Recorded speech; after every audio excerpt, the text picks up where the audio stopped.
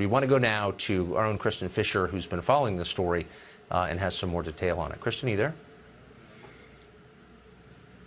Yeah, hey, Tucker, I'm here, and boy, we just got a... We want to go now to our own Kristen Fisher, who's been following the story and has some more detail on it. Kristen, are you there? We want to go now to our own Kristen Fisher, who's been following the story and has some more detail on it. Kristen, are you there? Yeah, hey, Tucker, I'm here, and boy, we just got a lot of new information from law enforcement in that press conference. Just want to run through some of the highlights. I think the biggest was the fact that they are now calling this a targeted attack on the Capital Gazette newspaper. Now, it's unclear if this gunman knew specific employees or if he just had a gripe with the newspaper itself. But we can now confirm that the attack was intended to be strictly on the Capital Gazette newspaper, which is a local community newspaper here. It's one of the oldest newspapers in the country, owned by the Baltimore Sun, has a very good reputation in this community.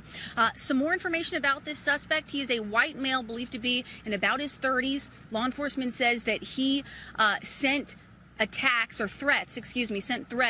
to the Gazette through social media. This was a very planned and a very well-prepared attack. He came in through the building, this building just behind me, the brown brick building just behind me, came in with smoke grenades and a shotgun, and then he just went through the first floor newsroom of the Capital Gazette and picked off his victims one by one. We know they are now confirming 5 dead, 2 injured. The 2 injured are essentially superficial injuries. We believe they were injured from glass, which was blasted out from the shotgun. Now they are going through the process, the very lengthy process of interviewing the shooter. He is in custody. We are told he is not being cooperative, and they are trying to get a search warrant on his home to go through his home, find some clues there.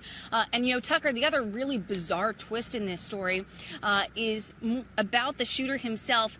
We are hearing that he mutilated his own fingertips, perhaps in an attempt to evade or at least prolong identification.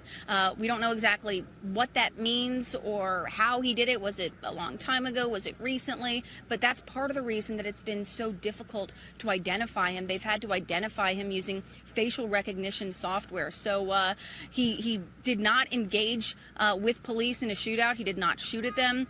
But we don't know if he surrendered or what the exact circumstances were there, but it's very clear that he wanted to go through some great effort to make sure that it would be at least a little bit more difficult for him to be identified. And then, you know, Tucker, the final thing that everybody's really talking about here is the police response. It has just been incredible. The Anne Arundel County Police had been training for an active shooter situation just 1 week ago. They had a drill to prepare for a situation just like this, and they were on the scene within 60 seconds. The governor and the mayor have said that they went in without hesitating.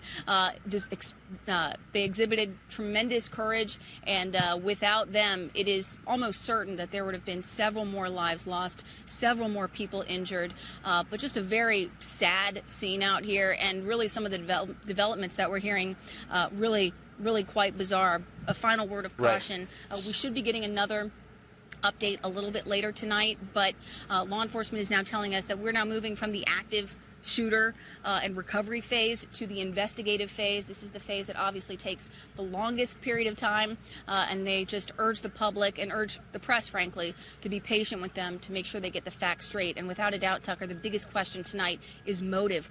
Why did he do this? Why did he hold a grudge against this newspaper? Was it something that was said in the paper that he didn't like? Did he have a gripe with one of the employees? All those questions. Well, let me just stop you and say that there are reports tonight that there is a history of animus, maybe legal action even, between this man and the newspaper. We can't confirm that, but it sounds like it's a thread that we're going to continue to pull. Kristen Fisher, thank you very much for that report from Annapolis. With new details on the reported identity of the suspect, let's go down to Trace Gallagher in our Los Angeles newsroom. He's been following this tragedy since it started to break this afternoon. Trace.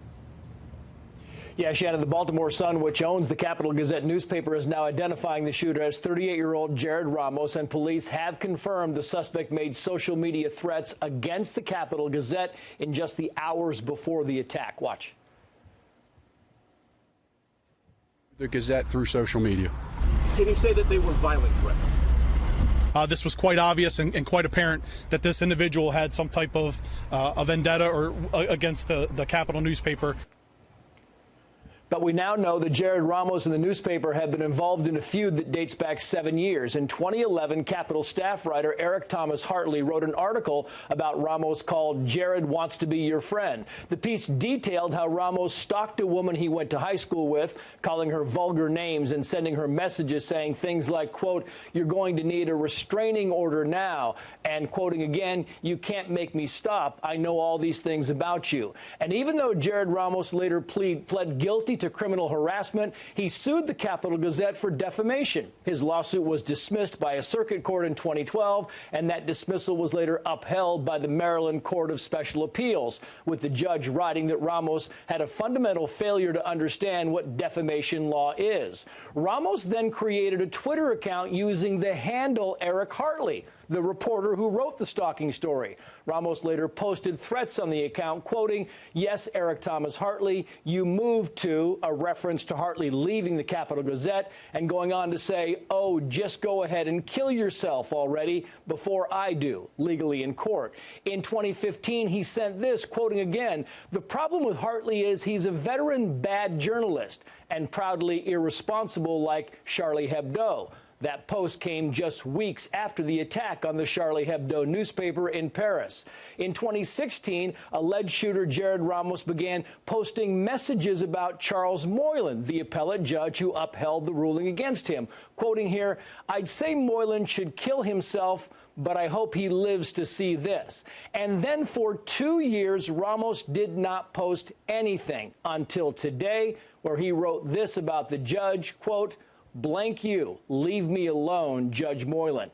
And even though police say the shooter was targeting the Capitol newspaper, the suspect was fully aware the reporter he fought with was no longer working there. Finally, we've learned tonight the suspect worked for the federal government at the Department of Labor. Shannon. All right. Trace Gallagher with the latest from the West Coast. Thank you very much.